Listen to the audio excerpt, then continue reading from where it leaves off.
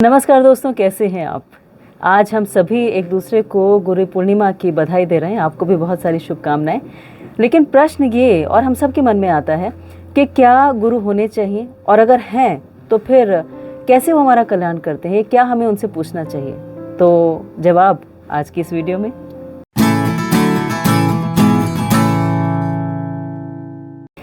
जी हाँ, तो पहला प्रश्न ये कि क्या गुरु होने चाहिए।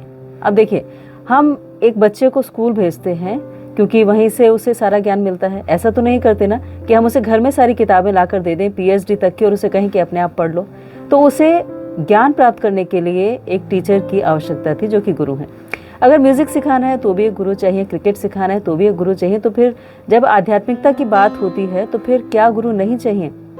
चाहिए, क्योंकि अर्जुन को भी चाहिए थे। अर्जुन ने 2nd चैप्टर में भगवद गीता के कहा, कार्पण्य दोषो प्रहत स्वभाव पृच्छामि त्वाम धर्म सम्मूढ़ चेता यत् श्रेय स्यात् निश्चितम ब्रूहितन में शिष्यस्तिमम शाधिमाम त्वम प्रपन्नम। कि हे भगवान, मैं सब कुछ भूल गया हूँ और अब से मैं आपके शरणागत हूँ, मैं आपका शिष्य हूँ। आप मुझे अपना फ्रेंड मत ट्रीट कीजिए, आप मुझे एक शिष्य की तरह बताइए कि मेरे लिए क्या ठीक है। तो जब उन्होंने ऐसा स्वीकार किया तो उन्हें वास्तव में क्या सही है क्या गलत है ये जानने का मौका मिला। तो गुरु चाहिए। लेकिन गुरु कौन हो? गुरु कौन हो, ये बहुत बड़ी कंट्रोवर्सी है दोस्तों, क्योंकि बहुत सारी चीज़ें हम आसपास में देख रहे हैं। तो इसके बारे में फिर कभी बात करेंगे। लेकिन हाँ, इम्पॉर्टेंट ये है कि उनसे हम ये ना पूछें कि बिज़नेस कैसे बढ़ेगा, या फिर छोटी छोटी चीज़ें जो हमारी होती हैं भौतिक, उनके बारे में, क्योंकि वो सब चीज़ें तो वैसे भी रिजॉल्व हो जाएंगी। वास्तव में गुरु का पर्पज़ ये है जो हमें सही डायरेक्शन दिखाएं। जैसे भगवान ने सही डायरेक्शन अर्जुन को दिखाई थी भगवद गीता में, तो वो सही डायरेक्शन के बारे में हमें सोचना चाहिए।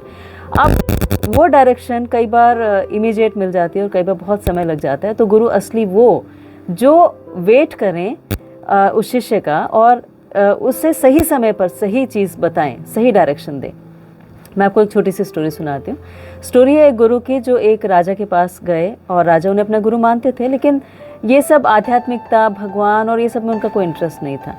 तो उनके गुरु जब भी उन्हें कुछ बताने लगते, कुछ ज्ञान देने लगते, तो कहते, गुरु जी आप सब कुछ करवा लीजिए, लेकिन ये सब मुझे सुनने का बिल्कुल मन नहीं करता, मैं ये सब नहीं सुन सकता। मैं आपको चाहे तो डोनेशन दे सकता हूँ, आपका आश्रम बनवा दूंगा, वगैरह वगैरह।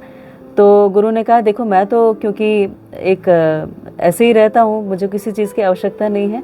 तो तुम अगर मेरे कोई सेवा करना ही चाहते हो तो मेरे एक शिष्य को अपने पास रख लो। वो थोड़ा सा मूढ़ है, यानी पागल है, और वो अपना जीवन यापन ठीक से नहीं कर पाता। तो तुम्हारे राज्य में उसे थोड़ा सी जगह मिल गई तो काफ़ी होगा।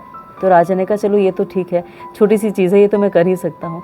और उन्होंने उस शिष्य को रख लिया। अब शिष्य को रखा तो उन्होंने सोचा कि ये कुछ नहीं करेगा तो फिर ऐसे ही खाली पूरा दिन बैठे रहेगा। तो उन्होंने उसे एक छड़ी दे दी और कहा कि मैं तुम्हें वेतन भी दूंगा, तुम्हें खाना पीना भी दूंगा, रहने की जगह भी दूंगा, लेकिन तुम इस छड़ी को अपने पास रखोगे और हर रोज़ इससे पूरे राज्य की सीमा को नापोगे।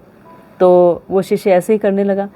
ऐसे करते करते सालों बीत गए और राजा के मरने का समय आ गया। तो जब राजा मरने वाला था और सबसे मिल रहा था, तो उसे याद आया कि एक शिष्य भी तो था जो पागल था और गुरु ने भेजा था कि इसे अपने पास रख लो। तो उन्होंने उस शिष्य को भी बुला लिया। शिष्य आया छड़ी लेकर, और हाँ, राजा ने ये भी तो कहा था कि जब तुम इस काम से बोर हो जाओ या तुम्हें अपने से बड़ा कोई महामूर्ख मिले तो उसे छड़ी दे देना। तो शिष्य आया और उसने राजा को देखा कि बस वो मरने वाला है। तो उसने कहा कि राजन, आप कुछ अजीब से लग रहे हैं। तो उन्होंने कहा, हाँ, मुझे ये जगह छोड़कर और कहीं और जाना है और एक बहुत लंबी यात्रा पर जा रहा हूँ। तो फिर शिष्य ने कहा कि राजन, आपने इतना सब मेरे लिए किया, अब आप जा रहे हैं तो मैं आपकी रानियों को आपके साथ भेज दूँ? तो राजा ने कहा, नहीं, रानियाँ वहाँ नहीं जा सकती। तो उन्होंने कहा, अच्छा, आपके इतने सारे बच्चे हैं, उनको भेज देता हूँ। तो फिर राजा ने कहा, नहीं, वो भी नहीं जा सकते। उन्होंने कहा, शिष्य ने कहा कि अच्छा, आपका जो इतने सारे सैनिक हैं उनको भेज दूं, घोड़े भेज दूं, हाथी भेज दूं, धन भेज दूं, सब कुछ पैक करवा दूं?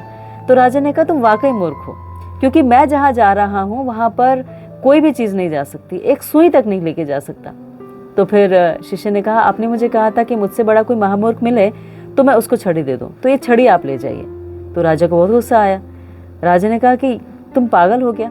तो उन्होंने कहा, हाँ, मैं तो पागल हूँ, लेकिन आप मुझसे बड़े पागल हैं।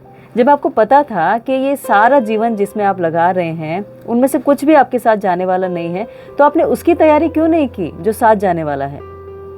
तब राजा को लगा कि वाकई मेरे जो गुरु थे वो जानते थे कि मुझे कभी ना कभी आवश्यकता होगी, और उन्होंने जिसे भेजा वो कोई मूर्ख नहीं था, बल्कि वो एक इतना अच्छा इंसान था जो इस समय का इंतज़ार कर रहा था जब मैं रिसेप्टिव हूँ, जब मैं सुनने के काबिल हो जाऊँ और तब वो मुझे ज्ञान दे। तो राजा ने उसके पैर पकड़ लिए और उससे सारा ज्ञान लिया, उसे समझा कि जीवन का वास्तविक मर्म क्या है। तो ये है गुरु, जो हमारे सही समय का इंतज़ार करते हैं और सही ज्ञान हमें देते हैं, हमें सही डायरेक्शन देते हैं। तो गुरु पूर्णिमा पर ऐसे ही गुरु के लिए हमें प्रार्थना करनी चाहिए। अपना प्लीज़ बहुत ख्याल रखिएगा दोस्तों।